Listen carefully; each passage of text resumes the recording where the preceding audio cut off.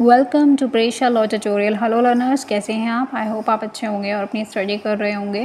जैसे कि हमारी लेक्चर सीरीज़ चल रही है legal ethics and court craft पर, एंड लास्ट लेक्चर हमने दिल्ली हाई कोर्ट रूल्स के ऊपर बनाया था। देन आज से हम स्टार्ट करने जा रहे हैं लिमिटेशन एक्ट 1963। फर्स्ट हम बात करेंगे द लिमिटेशन एक्ट 1963 इसके इंट्रोडक्शन की।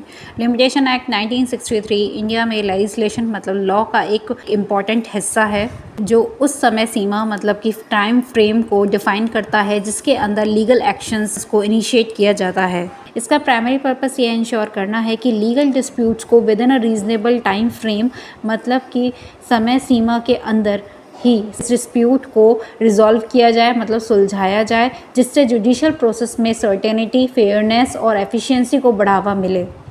कॉन्सेप्ट ऑफ लिमिटेशन इस प्रिंसिपल पर आधारित है मतलब रूटेड है कि लीगल क्लेम्स को इनडेफिनेटली पीरियड तक डिले नहीं रहने दिया जाना चाहिए, क्योंकि डिलेड क्लेम्स से loss of evidence, faded memories और जस्टिस मिलने में अदर ऑब्स्टिकल्स मतलब रुकावटें हो सकती हैं।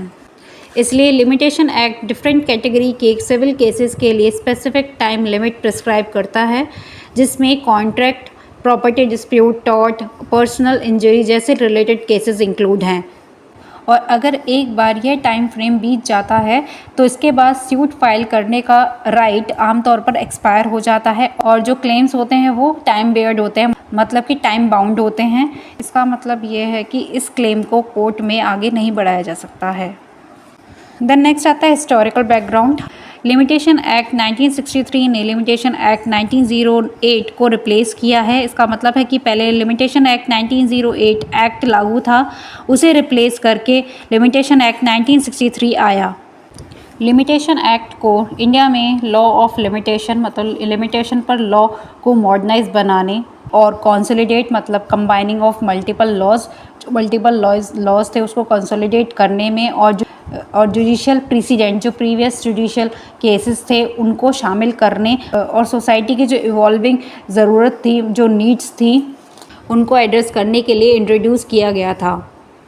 लॉ ऑफ लिमिटेशन इस लीगल मैक्सिम पर बेस्ड है जिसका नाम है कि विजिलेंटिबस नॉन डोमिनिएंटिबस जुरा सब वेनिएंट।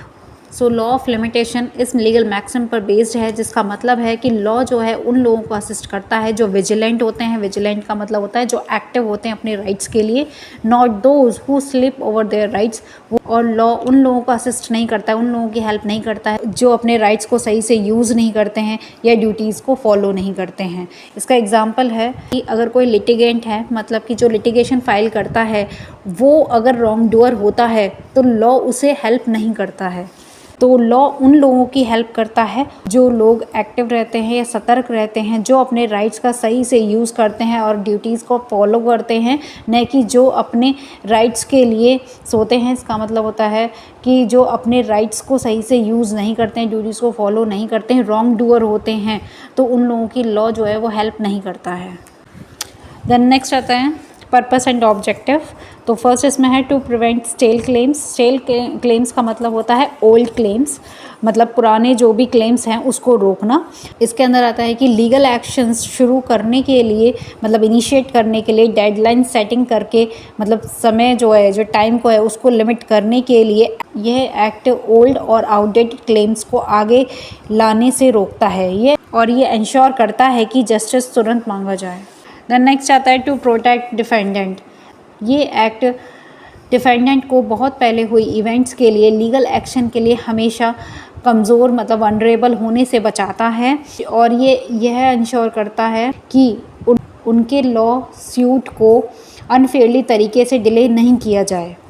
देन नेक्स्ट आता है टू एंश्योर एफिशिएंसी। यह पार्टीज़ को अपने राइट्स एंड रेस्पॉन्सिबिलिटी का दावा करने के लिए प्रोएक्टिव और डिजिलेंट मतलब मेहनती होने के लिए एनकरेज करता है, जिससे डिस्प्यूट्स का टाइमली रिजोल्यूशन हो सके मतलब कि समय पर सॉल्यूशन हो सके। द नेक्स्ट आता है to balance justice and practicality. Claims को समय पर मतलब टाइम पर फाइल करना इंश्योर करते हुए ये एक्ट कुछ सिचुएशन मतलब सर्टेन सिचुएशन में फ्लैक्सिबिलिटी भी प्रोवाइड करता है। जैसे कि जब प्लेंटिफ माइनर हो या मेंटली इनकैपेसिटेट हो, मतलब कि अनस्टेबल हो, या जब फ्रॉड या मिस्टेक इंक्लूड हो, तो एक्सेप्शन को अलाउ इसके अंदर किया जाता है। इस प्रकार लिमिटेशन एक्ट 1963 लिटिगेशन प्रोसेस में स्ट्रक्चर लाकर और प्लेंटिफ और डिफेंडेंट दोनों के इंटरेस्ट को बैलेंस करने में मदद करके इंडिया के जुडिशियल सिस्टम को शेप देने में क्रूशियल रोल, मतलब इम्पॉर्टेंट रोल प्ले करता है।